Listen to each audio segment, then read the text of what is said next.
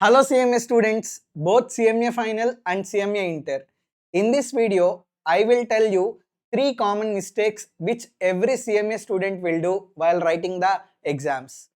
This video is really worth, you should not do those mistakes. Watch this video till the end. I will hardly take 3 to 4 minutes of your time. I had experience of teaching for 4 years. Considerably, I have seen 8 attempts of CMA exams. After every exam, I will speak with students. These are the 3 common mistakes which every student is doing. First one, improper usage of reading time. See, 15 minutes before only question paper will be given to you. So, 15 minutes reading time plus 10 minutes main time. In total, 25 minutes you should invest in solving MCQs properly. So there will be 15 MCQs into 2 marks, 30 marks.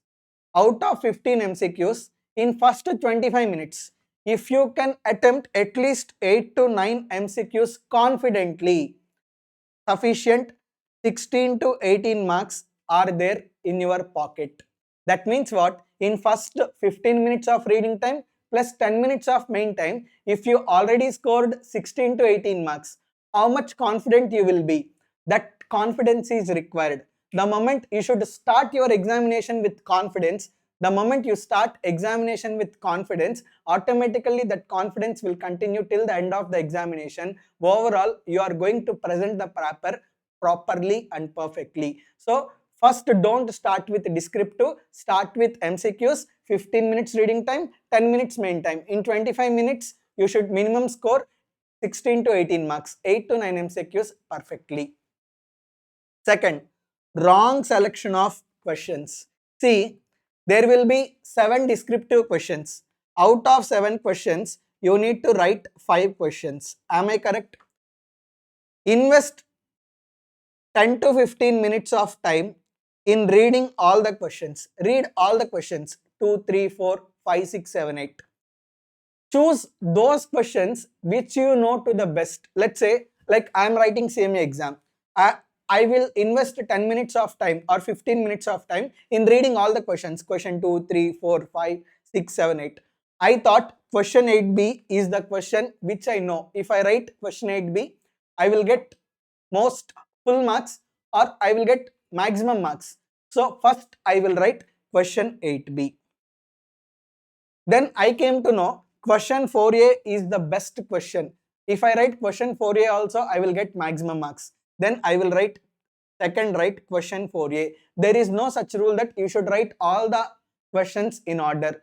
Whatever the question that you know to the best, write in that way. I will write question 8B first, question 4A second. Then I know question 6A. I will write question 6A third. No, there is no such requirement. You should write in order. Whatever the questions you know to the best.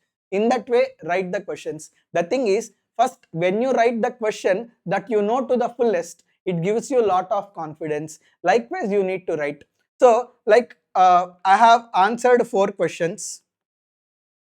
Next, I have answered question 5A. Now, out of question 2, question 3 and question 7, I need to choose only one question. Now, I will read all the questions. I do not know all the 3 questions. Now I will invest some time thinking and I will finally choose one question and write. Okay. So in this way you need to write the questions. Last, speaking with friends after exam.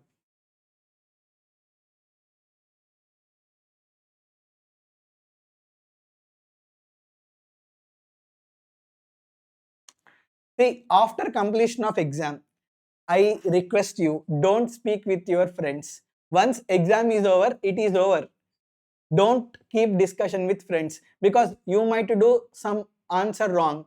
When you speak with your friend, he might do right.